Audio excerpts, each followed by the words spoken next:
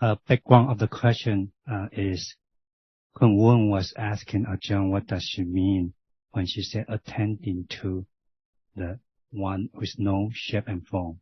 So, and we were just leaving, and then I asked her, maybe we should start with what is shape and form. And and then I just gave example of what's the shape and form of the sound now. And then she just replied about the high pitch and low pitch. So we briefly talk about shape and form. Basically, it's rupa. For Dhamma, there's no shape and form.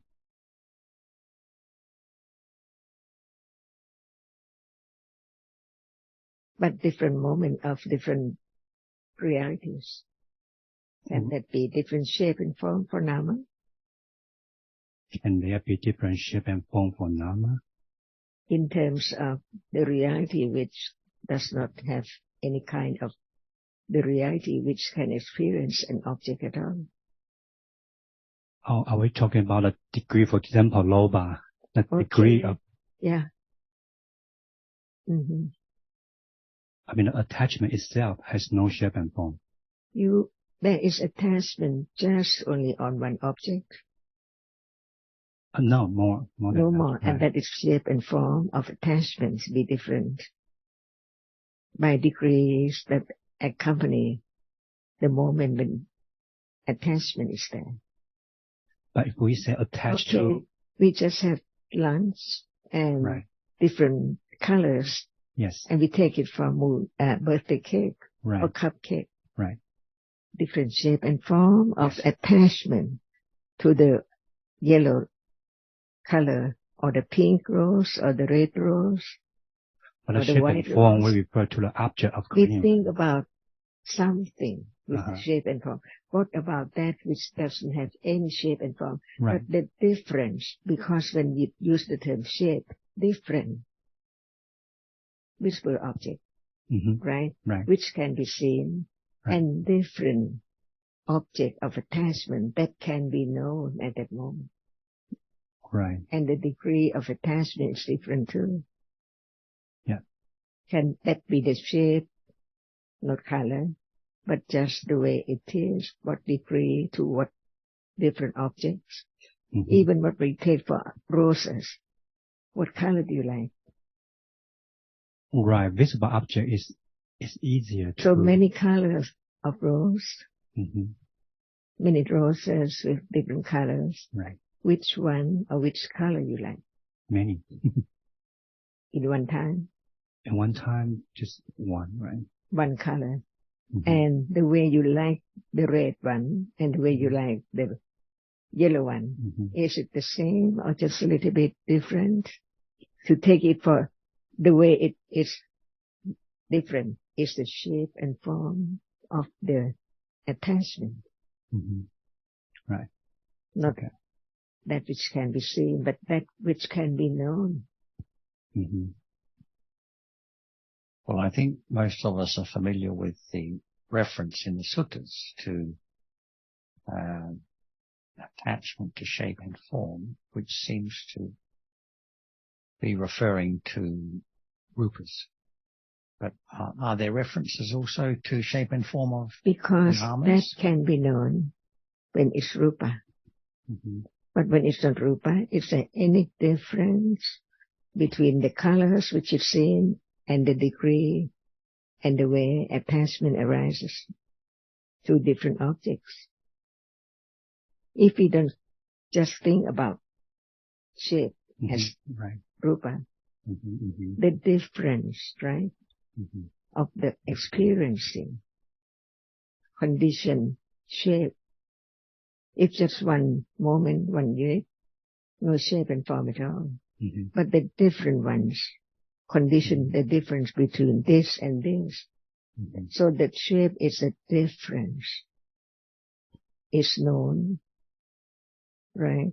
So the difference of moment of attachment is known too.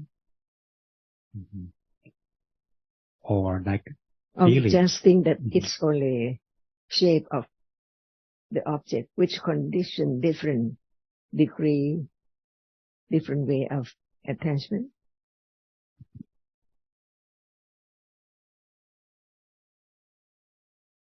That's why we talk about the reality in order to understand each reality, and then the word comes later. As we know what is meant by different colors, or different sound, or different smell, because not only one, just only one is not different, but when there are more than that, the difference between one to the other is there. So one to the other moment of attachment and aversion. That's why when there is the understanding of this point, there can be the understanding that even Nama is nimitta. Right, like different. Otherwise, how can there be the nimitta of Nama? Yes. Even we don't use the word nimitta at all.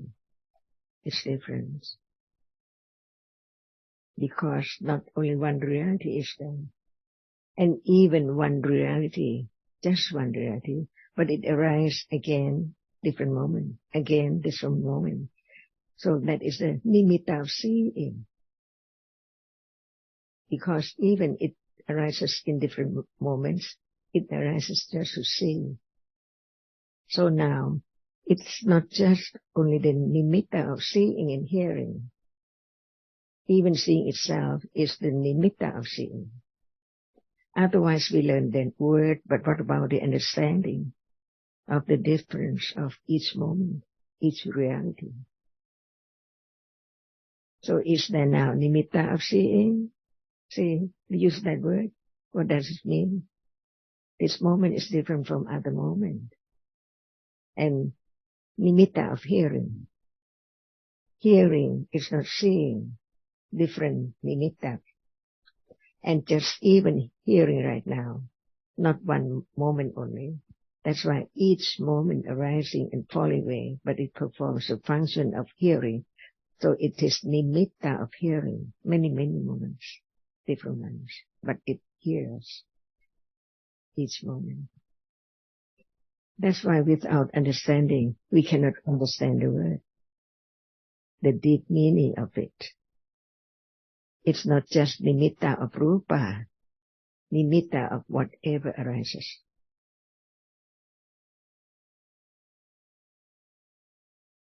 And can there be the understanding of reality without using even the word nimitta? Definitely, yes. Mm-hmm. Because when reality arises, there's no words. Even if we heard so many words from Dhamma. All depends on understanding of the truth, no matter in what language or what word. Yeah.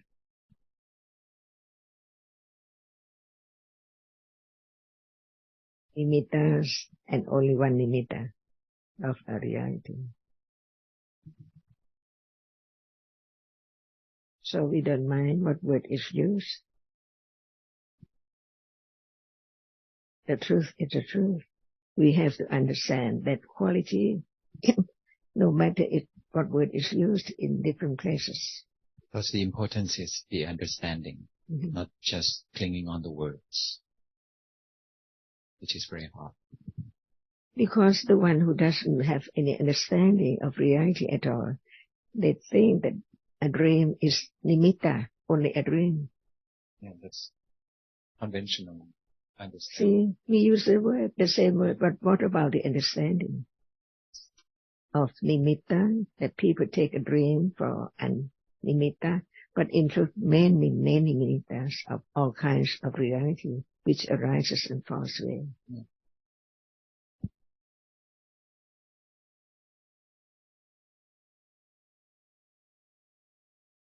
Also, when we talk about how one color doesn't appear, but there's a tending to different shapes, forms, it is still nimitta. And that is the nimitta of only visible object. Or sound, not visible, but it has its own nimitta as well. Yes. Even thinking of the stories of sound or visible objects. Oh, sorry. The whole and story. Then just one reality. Yeah.